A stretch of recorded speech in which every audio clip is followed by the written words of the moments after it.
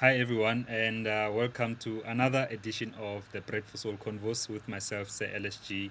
And, it's a platform that I really started to share knowledge, share experiences with anyone really who want to better navigate the music industry or life just from other people's experiences. And I've been so blessed to have guests who are always willing to do this. I've got such a guest this morning. I've got MSAKI. Thank you so much for doing this. How are you? I'm good, Budom. How are you doing? I'm good, thank you. I'm good. It's such a dope thing to have you on the show, and I think because we don't have much time, I need to really get into it and start by asking you about your latest release, Blood Guns and Revolutions. What is that about? I mean, like the song really says, but like I think it's better if you explain to us and really describe the song Blood Guns and Revolutions. Okay, Budom. I think maybe let's start at the title. The reason why the revolution has an S is because it's a question about how many revolutions, at attempts of true freedom do we need to really realize this freedom and to live it out, especially as Black people, especially as people that have got quite a painful history. So I think all I want to know is the questions in the song. Are they landing? Am I able to? I have my kids. No worries. What's going on? I can hear. I can hear everything, man. Should I just carry on? Yeah, let's carry on. Let's carry on. Okay, cool. They're busy having breakfast. That's it. Okay. But yeah, I basically was just asking a bunch of questions from a historical point of view, leading up to some of the atrocities we faced in this new democracy that we didn't think we would face in a country that is supposedly free. Mm. So those are the things. It starts off with just reflecting on this legacy of '76 and this legacy of struggle, and what youth meant to our parents' generation, who had to consider things like going underground, who had to go to marches where they risked their lives to really stand up against a very violent government. Um, Fast track that question about youth and about how they spent their youth to the youth of today and how we're still like protesting. Why are we still protesting? Why are we still having to demonstrate? Why are we still having to worry about bullets in our backs? In 2020, in 2013, in 2016. And it's really just to look at all of the struggle, but looking at it through the lens of Marikana. And it's just a question about, accountability and the fact that there's still no real accountability. There's no way to point about who's responsible for such a tragic event in this free South Africa. Mm. So it's a tough song because it's more questions than anything, and Mm. there's no comfort in it. Yeah. Yeah, and I found it also to be a brave song, if I may put it like that, because um, as artists, we've kind of, as young artists especially, we haven't seen a lot of us really writing about the what exactly is happening in our country. Like we've seen it a lot back in the days where artists were protesting, were using music as a form of protest against the apartheid regime and against slavery, even if you may even put it to that. We've seen artists really throughout the evolution of music and time using music as a form of protest, and you do the same really with your song. And I say it's brave because with the current ANC government, we haven't seen a lot of artists coming out like that, coming out really to say this happened, like, and asking those kind of questions. It's difficult questions as well. But I want to get to ask you then, do you do you think that as artists we need to be doing more of this? Is there even what can I say, like a reason? Not, I mean, the reason is there, but do you foresee that art could be a way to fight the systems that we see ourselves in currently? I think looking at the history of protest music and its power, it would be sad if we didn't at least attempt. I know from my side, besides it being a way to stay sane and to stay hopeful, and a way to purge, some of the things that I don't understand and to put them in song. It's also been a way to petition from the art world, from the spirit world, from the unseen world to say, bah, on this plane, in this earth right now, this is the oppression that we're still facing.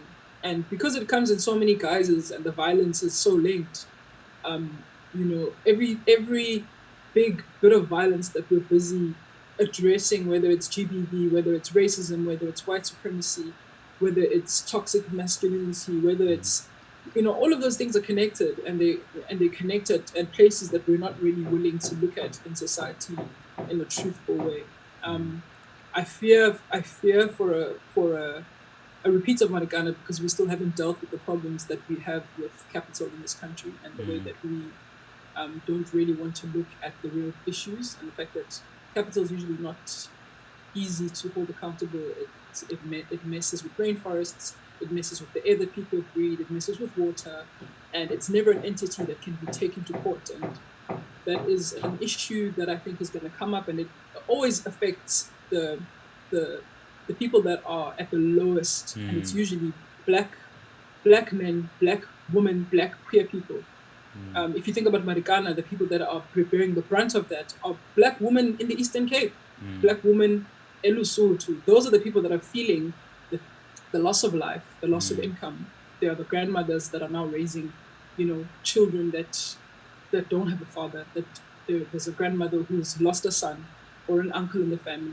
It's always the black women in rural areas that suffer the most. So I have to speak because I identify with those places, and I have no choice. It's not like I have a choice about whether I can sing these songs or not. They come to me, and I have to do my due diligence and process them and share them in a way that I can stand next to. Which is why, you know, the role I think is also just to keep asking the questions and to keep marking these events in song. And I think that's so important, like it's something that I haven't done myself. Like I mean, it's been almost 4 years since I've released my debut album, but it's something that I actively think about while I'm producing now, and kind of working and building steps, yeah, into my second album. And I feel that more musicians should actually be doing that, but also it seems like musicians, kind of like everyone else, really, we are caught in between taking steps against what we clearly see as oppression in some form or another, and you know deciding between that and between, but I need to fend for myself. I need to do what I can, to really make a living, or anything like that.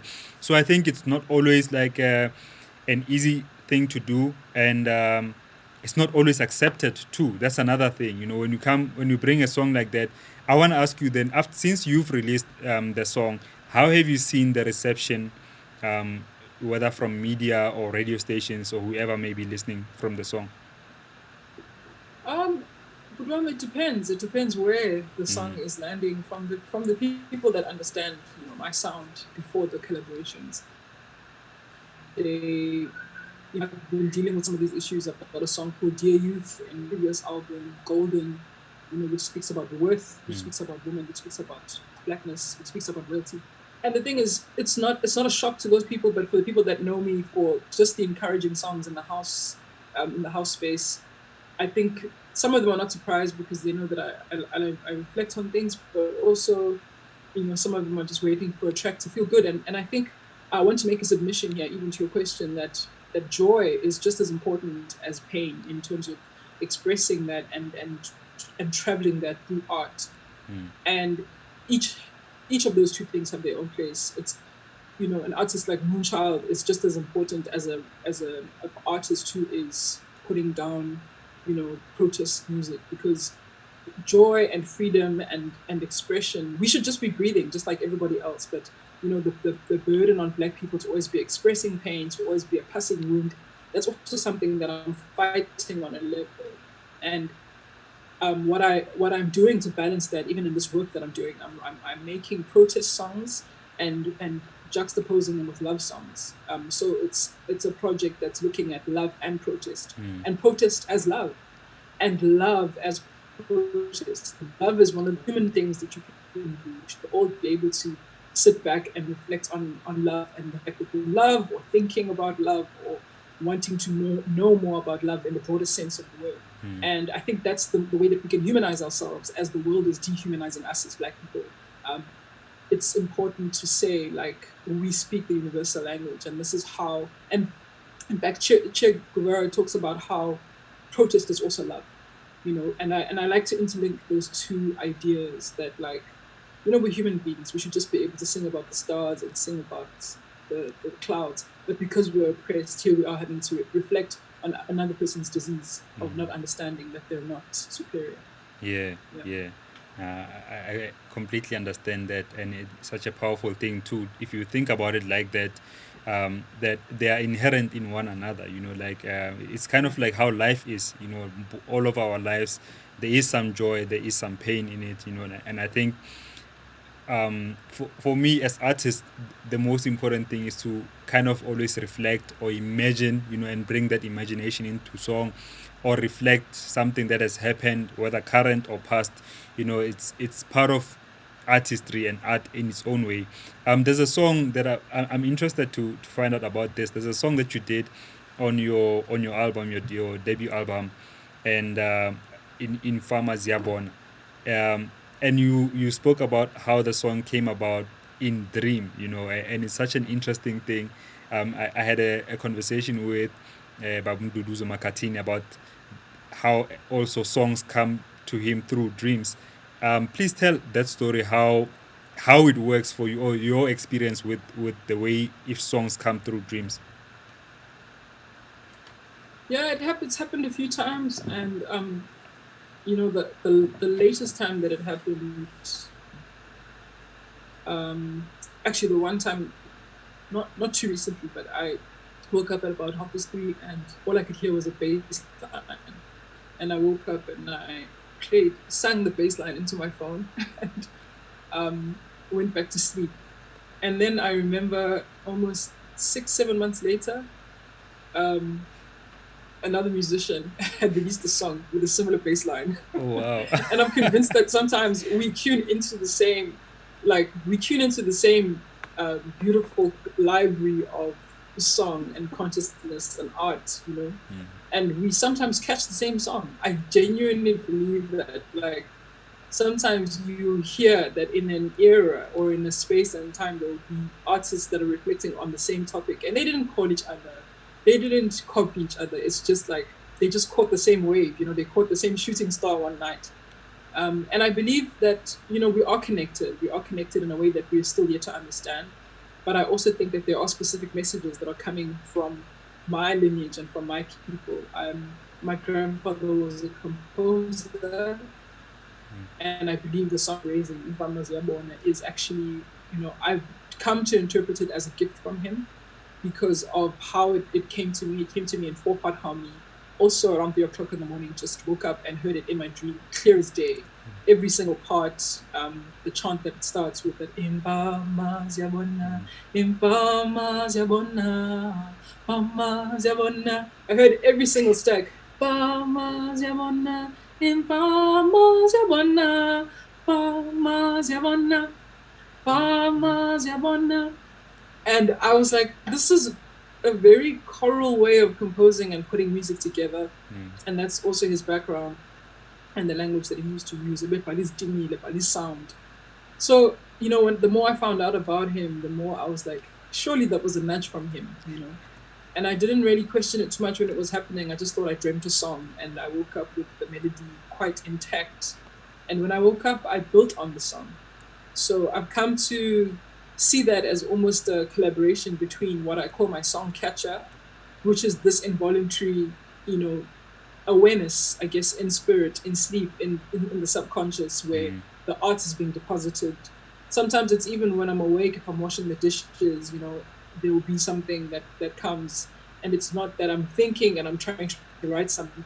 Yes. It just arrives. I'm able to catch it, or sometimes life happens and you don't put it down, and I forget it. Those are probably the most painful Yeah.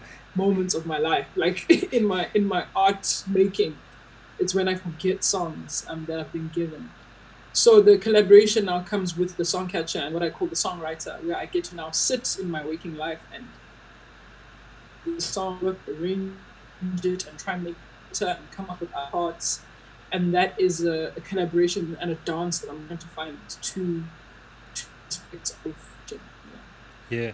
Yeah. Um, I get that, and I think it's such a beautiful thing to mention, because another thing is that when I wanted to ask you, really, is there a way that you feel you they in situations you are not um, aware enough to hear when those songs, when those kind of like things come to you, do you believe that you could, a person or an artist could be in a certain whether mindset or spiritual state that you are not aware enough when those things come? Because the way Nduduzo Makatini would mention it, he said it's always there. It's even in the song that you guys collaborated on for his album, Beneath the Earth. And he says, like, kind of some of these things are, the music is always there constantly, but sometimes we are not aware enough to catch something, or it's not really directly coming to us. Do you get to a point where, do you ever feel that you are not aware enough when something like that comes to you? Yeah, I'm definitely Budon. I've come to realize that, as I'm tuning in, I'm able to see sometimes, even when I'm eating certain things, that I'm missing some songs, I'm missing some communication or sensitivity to that gift. And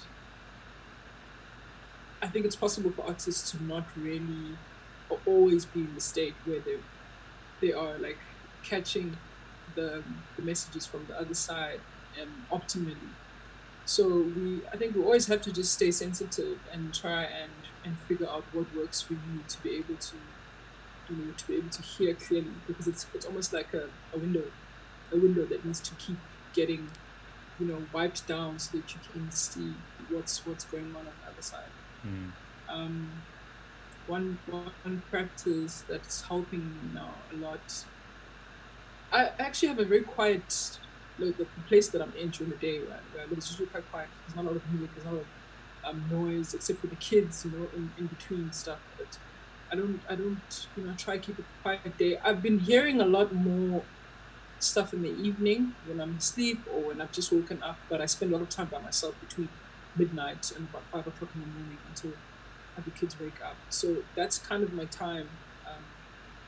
And sometimes it's actively chasing a song, but other times it's actually just trying to be still and hearing what's going on, because I also agree with that notion that there's always something being said, there's always a song to hear. Yeah. Yeah. Yeah.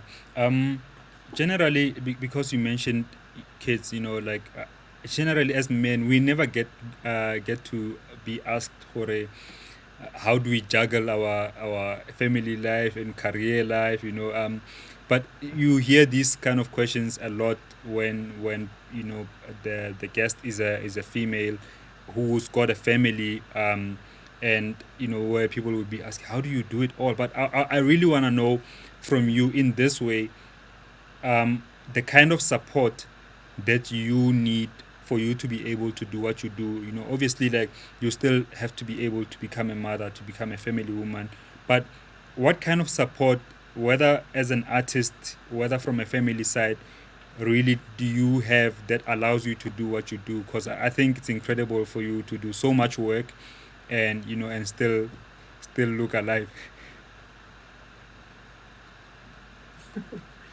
Yeah, it's a tough question because I've never heard Upudringo being asked this once in my life. So, you know, you guys don't get to have to, yeah, you don't have to justify how you are navigating all of this and Mm. balancing everything. Um, yeah, I mean, like any artist that's trying to run a business or, you know, a personal life, it's about building a team. It's about learning how to delegate, which isn't always easy. And it's also about understanding that you build a support structure. And as an independent artist, the myth of being alone is just a myth. You really need to collaborate with people, with entities that get your vision, that want to come alongside you. And with the family, it's just asking, it's just, you know, it's from the parents to the nuclear family. Everybody just needs to juggle and communicate and try and do the best that they can. So Yeah, I that's all mean, there is to it. I think, I mean, the reason why probably guys never get asked those kind of questions is because, you know, historically we kind of assume that the woman will take care of the kids. You know, like it's such a patriarchy way of thinking that no, when I as a guy, all you need to do is just kind of wake up and do what you need to do, you know. But I think also I believe that like you said, the thing that you said is quite important with regards to teams. You know, I've been before used to doing things, you know, on my own, doing a lot of, whether it's a press release. Of course, it's good to know the ins and outs of your career as an artist, but I think it does need to get to a point where you can't do everything. You cannot be expected to be writing everything and then producing and then Yeah.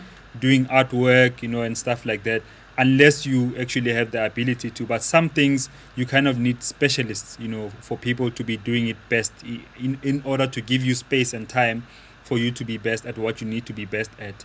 But I want to ask you about collaborations. Do you ever, is there any, like, do you ever find it conflicting with regards to doing house music and then doing what you would do with Trezor and then doing, coming back to do your own stuff, or does that just play into who you are as an artist? Yeah, I think it all. I'm still going to be doing more, you know, genre breaking, bending things. I'm definitely, I definitely see how all of those worlds fit together for me. And even with the house music, I mean, when we played with my band, we deconstructed it, we give it different bass lines, we use different chords. You know, I sing verses that people don't know. It's just music. It morphs into different things all the time. I mean, I've got an orchestral arrangement of Love Color Spin with Moby Dixon. Music can be anything, and I'm not really bound by the spaces. What I've found is that there's an openness to poetry in some of these spaces that are traditionally known as hook spaces. So with the house, what I'm finding is that a lot of people will identify with my writing there, and it's also the same writing you'll find in my space. So there's no change. I'm exactly who I am there as I am when I'm writing in my own project. So there are more similarities, I think, than differences. And at this point in 2020, we really can't be bound by genres. I know, for instance, my love for music spans, you know, it expresses itself in a very wide way. I'm into, you know, anything from jazz to breakbeat, you know, and as long as there's also space for improvisation and the space to re-give it in a way that I've never given it before, I'm there with that flexibility because it gives me space to grow. But essentially, I'm a very simple musician. Yeah, I mean, I wouldn't call you simple, you know, like just from the artistry that you are, but I guess that's how you want to explain yourself. But still on collaborations, what informs you though then when you have to collaborate? Because I can imagine that you get so many requests. You know, I've seen you on so many other singers. I'm one of your, like, you are a dream collaboration of mine as well, and I'm sure for other people. What informs your decision and with regards to collaboration specifically? Usually timing. Timing is always the thing, and I also think, you know, when we get to know what we both have to say together with that artist, when we know that, okay, this this is what this artistic union is for. The byproduct of it is this message. When that's clear, those things usually just flow, and there's not much, you know, there's not much to kind of interrogate. It's just to let whatever's supposed to happen happen.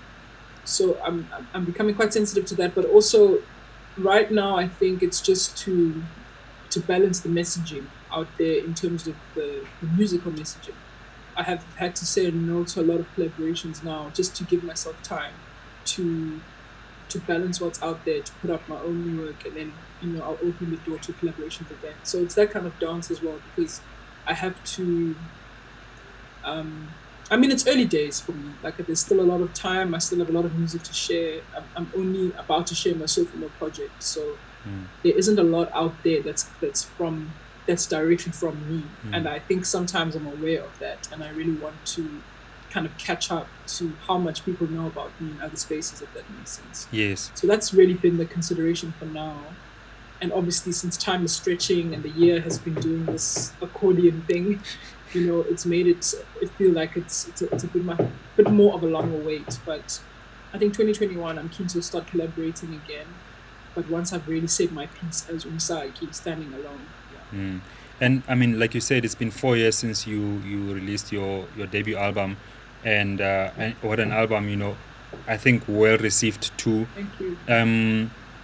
But I want to know, like, with regards to the creation, because already back then when you dropped that album, you had, I can't remember, I read somewhere where you mentioned that you were kind of, in a way, working towards a third and fourth album, whether creatively or otherwise. But so now I want to really understand your workflow. Like, how does it work? Do you get to a point where you get into a writing phase, and that's you just writing music, putting it away, or does it just happen as the music comes, depending on also what's happening in your life? How does your process work? Or like, let me rather ask you to explain it. Sure.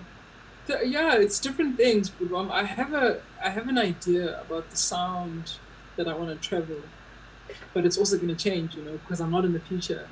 In my head, I sometimes I'm on my fourth album in my head. I really want to share this work that I've been working on, but I think it's going to be easier now because I've been getting processes and also just like getting some foundations in place, trying to build my company in a healthy way, making it so that it can support other musicians, through the same pipeline. So that's kind of what's been taking long, just being intentional about what that looks like in terms of a release pattern from conception to letting other people receive it. So I think I might be releasing music at a slightly faster pace, because there is a bit of a backlog. I want to share what I've got, and then maybe I want to get to a point where I'm starting from scratch, and I don't know what I'm gonna write next. But in this, like, as I am right now, I'll spend 2021 releasing music that I probably wrote last year. So I can't wait to catch up with myself and really just be present with the sound that I'm hearing, with the sound that I'm sharing. I'm not there yet, which is weird, but I think it's just because of how the industry works and how it's worked for me as an independent artist. I'm a little bit behind myself, if that makes sense. Yeah. So yeah, I think I'm just trying to catch up with my present, with the sound that's in my head right now. I can't share that yet. It'll be a while until I can hear. Yeah. And when you say you would be releasing music that you would have written last year, where is this music existing? When I mean where, like, is it something that you record voice notes, you write down, and the music is kind of, the structure is done, even though the song is not really done? Like, how, Yeah. or is everything already recorded? So most of the next project that I'm going to be sharing, the sessions have been done, they're recorded. Okay. Working on post, looking at tying it down conceptually and telling a full story because I still believe in albums. It's really just tweaking and shaping and making sure that the story holds, because it's a concept album. I don't know what else. A lot of collaborations that I'm still going to release have been recorded already. And then it's just to start sharing that, and then ideas from maybe the project after the one that I want to share, ideas of sound construction, experiments, things that I'm trying out, stuff that I'm recording, in a way that, especially with now with lockdown, like a lot of experiments have been happening just because the time allows, and I've been trying to beef up my engineering skills a little bit. I still work with an engineer, but I'm recording a lot of things alone here at home. So it's a time to play, but it's also just imagining a future, and and sometimes it's not even about like it's thinking, it's thinking and dreaming about a sound. So it could just be putting together ideas that, oh, okay, I think that will work with that. Oh, I like what those drums are doing. Okay, I want to digitize this kind of sound. And, and it also happens as I'm learning about my history and about my heritage and about my own personal story and the way that I'm decolonizing how music has come to me. That's informing my process. And that's yet to be expressed, because as much as we're pressing into the past, we're also really looking at global trends. The internet has messed up everything, the way that we've digitized how we make music, and how like we are also turning into machines. That's also affecting my process, and the fact that I've worked with electronic musicians and I enjoy some of that process, and I'm looking at how people are producing in that space. It's changing my sound from a person who's been purely acoustic and completely like singer-songwriter with everything live. There's a bit of a shift, where there's a collaboration of those two worlds. So that's taking its own shape and taking a lot of playing and experimenting. Yeah, I'm really looking forward to that, because I mean, already even in the first album, even though it was kind of a concept album, but you can hear like different vibes that you bring to it. Like I know that you had some rock influences as well, indie, folk, soul, jazz as well. So I'm really looking forward to that. Another thing that I know that you are big on is development. Especially artist development. You've done some shows where you brought up artists, who from where you are from, and I think it's such an important thing. Or let me ask you rather, why is it so important? I mean, it is important, but I want to know from you, why do you take it so seriously that just giving other people opportunities within the music industry? I feel like I've been a recipient of so much kindness and space making myself. And I don't think that this is a side of me that I should start growing when I'm 60 and looking to start a foundation. I think it's something that I can, really learn how to do well, how to always make space for the community of musicians that I cut my teeth with and also identify with and still come home to. But besides that, it's just because they're excellent and they deserve to be heard by everyone. And if I'm able to strengthen my cosign so that they can be heard a little bit more, then I'll use that. I'll use it just like the rappers do. I'll use it just like anybody that's trying to build a collective identity, does. I like to make the example of how like the sound of Mutsuako, you didn't really have to like everyone to know everyone, because they were doing such a good job of collaborating and making sure that everybody knows about the next guy. And I love that concept, and it's inspired me to the point where, I really want to always make space for what alternative black sounds are being created, especially in the live music space, especially with indigenous music and languages, especially with musicians that are from the Eastern Cape that are creating the most incredible stuff and so authentically. So it's not, for me, it's a no-brainer, and it's not even. It doesn't feel like.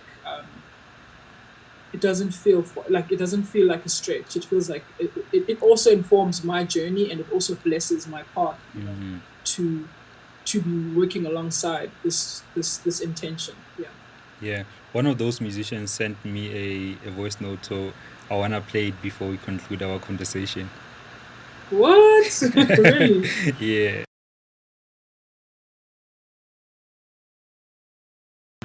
Let me get to it first. So Also, do you know who the bass line? The bass line that I heard in my sleep, and then I heard it in someone's project. yeah. Do you know whose project that was? Please tell me. Nduduzo Wakati. Oh wow. But He stole my bass line. He was bringing back my dreams. I want it back. but it's not in the same the same collaboration that you had. No. It's Okay. another. It's on an album. What is it? what is this song called? I think it's King Fella. I'm not sure, but there's a bass Oh, line. I was like, that's my bass line. I do want it do back. do do do do do do do. Is it that?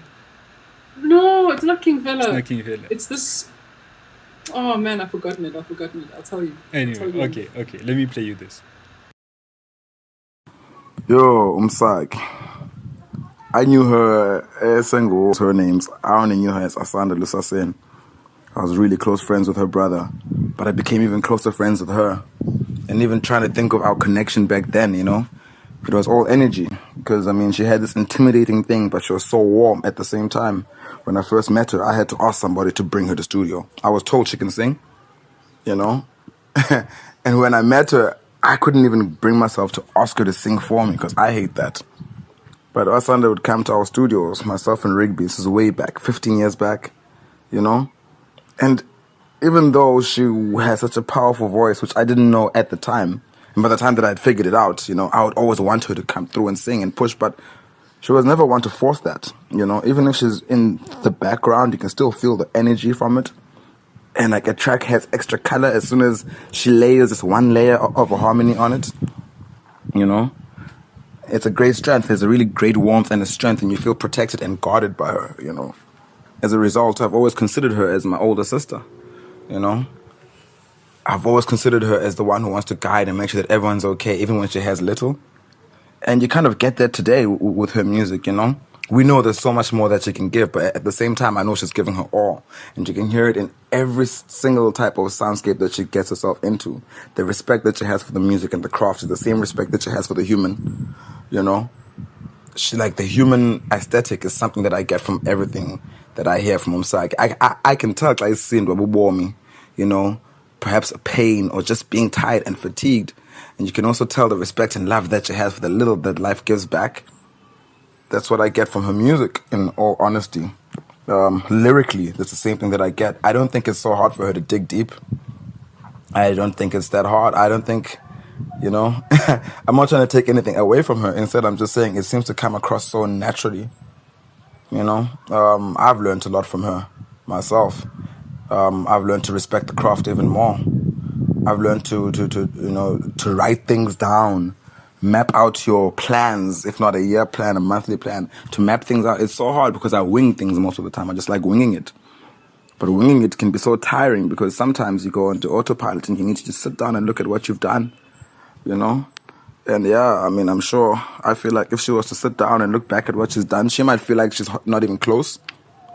But I can truly say that your light shines through us, Asanda. Like, your light shines through, you know, even at the hardest times. I know these days it's hard for us to even get in touch, but I can feel that, and everyone around me and people who don't even know you personally can feel you on a personal level. You know, I think she's pushing well. She's pushing in a direction that's right for her, and she's open for these new paths, you know, and that's something that we all learn. In East London, I feel like the artists around us, that's how we feel, you know, like when you see your big sister doing great things, and you know that she's always been on that level, you're happy that the world can at least get a touch of that. Because the music that we create has a touch of that. We all have a touch of each other in each other's music. And the power and the strength that she comes with, you know, putting herself aside, learning from everybody around her. And I think that's a great gift. Her respect and love for the craft itself, for growth. Yeah, I know Asanda's doing great things. The women of today are doing great things, but this is my sister I'm talking about, and I am not surprised at the levels that she has, you know? Like, she's on top of the mountain and beyond right now, and I'm just excited to see what people can, like, learn from it. I'm excited to see what can be built from here forth. Future's looking beautiful, it's looking bright. All love, Asanda. My goodness. What? Oh, I was talking about Vince this weekend. I was talking about him this weekend with the Revolution twins. Um, yeah, they were asking again who I can talk. I was like, guys, we need to finish that song with Vince because Vince is just so special. What a special artist! Yeah, I can't wait until the rest of South Africa sees like what a creative genius he is. Have you heard his music? I have. He's got a new Yeah. EP out called um, Don't Touch the Radio. Don't touch the radio. Yeah. It's on his Bandcamp. I actually I'm met so him. proud of him. I met I'm so him proud of him. in East London. I was going for some gigs there a couple of times, Okay. and that's where we met. Yeah, dope artist, like you guys have it, the art is there in East London for sure. Definitely. Yeah. There's no doubt about that. There's no doubt about that. It's just about um, people. It's not even about. This is why I laugh, because I think about Vince, I think about Umle, I think about Otto, I think about so many artists that I hear. Ikata Sengoweni, Nomba, Samakoko, incredible artists, Kawagas, and yeah. So I think it's not even about access or people knowing about them.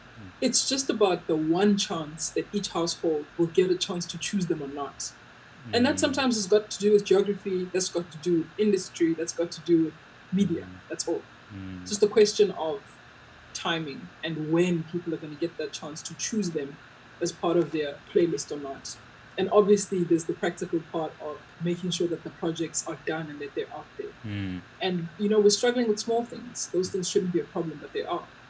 So I'm really looking forward to making those small things that can be out of the way, so that the art can get to the people. Because there's no doubt that people will identify when they finally get a chance to hear, and the depth and the fact that they've been practicing their sound for so many years, and it's authentic. It's as authentic as it comes, actually. And I think sometimes it's I'm also really hopeful. sorry to cut you off. No, The other thing is time, like sometimes it's that with time those kind of opportunities will come. And Yeah. the trick, I think, is to really stay in it as often as you can, like really push hard within the craft, whether something is coming or not, like whether Yeah. those opportunities are coming, because they will come, and I think it's so important that when they do come, they find you ready, they find you at your best as well, because Exactly. sometimes the time it takes can take a knock on artists, to be honest, where like an artist kind of, you feel it in the music that they've kind of lost that drive that they initially had. But I think it's very important for us to just keep at it, like for as long as possible. Just I need some notes from you. I know that you need to go, but I need some notes just with regards to your morning process, because you mentioned that you would wake up at midnight and you've got time for yourself. What do you have?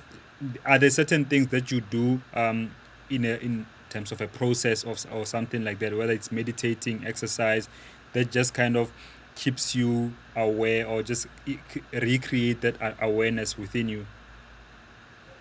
Yeah, there's no formula at this point. There's different things that I try. It's just really about presence and silence. I do a bit of meditation. I like my candles, and I burn my sage and my different incenses. But it's really not even about that. Those are just codes to get the spirit to kind of, izenze, because it's just about how many times can I get myself to really be silent so that I can hear. Because it's not really about talking. I thought it was about what you say, about what you pray, and about how many times you do that. Yeah. And that's why now it's not even about those hours that I wake up. They help because already the setting is there. It's still it's a bit dark. It's calm, but I'm finding that it's necessary for me to learn how to access that any time of the day. Any time of the day, Yeah. I need to be able to transfer to a moment of stillness when I need it, and that's a challenge, because we're human. We're busy arguing about stupid things. We're losing patience when the kids don't do things right, and so I'm really wanting that to seep more into my daily lived life. And when you're making decisions, when you're thinking about people, do you consider their hearts? Those are the things that I guess we're all evolving. We're all trying to learn. And I'm more concerned with that, and I'm concerned with just like an intentional process of healing, because it's easy for us, especially as artists, to kind of focus on the things that are right, focus on the things that are bright, to focus on where there's already light and where the healing is happening. But now I'm really interested in going to where the healing hasn't happened. That's taking a lot of intentionality, and I really believe that the art will be blessed for that, and also just my general well-being and the way that I relate to my family and my community. Yeah. So that's where my head is at right now. Yeah. And I think going to those points also takes some level of vulnerability that you need to have with yourself, just to kind of open up in a way that it's not comfortable to do so when you're talking about going to parts that have not healed, instead of Yeah, only focusing on sometimes. what's already working out. And also the second thing, it's such an important thing to have some kind of silence within your mind as well, within your spirit. It's not an easy thing to achieve, just to be silent for some time without really thinking about, without any noise in our heads. And I've also myself gotten into some kind of practice like that to really try and find silence, really. And that's where I find a lot of answers, a lot of healing as well within myself. Yeah. Yeah, I think in closing, Saki, because you do need to go, I have to ask you, what happened that one shushu day? It's that one shushu day is every day. It's one blessed day, one fateful day, one shushu day, one hot day, and it's just I call it a dreamer statement of hope. It's a prefix to then professing what it is that you want. So it's something I used to say as a child. About one shushu day, I'm going to be X, Y, Z. And it's that dreamer statement of hope that allows me to reimagine the future for myself and to keep dreaming for myself and others. Yeah. But one shushu day goes team. Yeah. And I love that is kind of the home for my creative entity, because it gives me space, to keep looking for more and to make space for more. Yeah, I love that. I love that so much.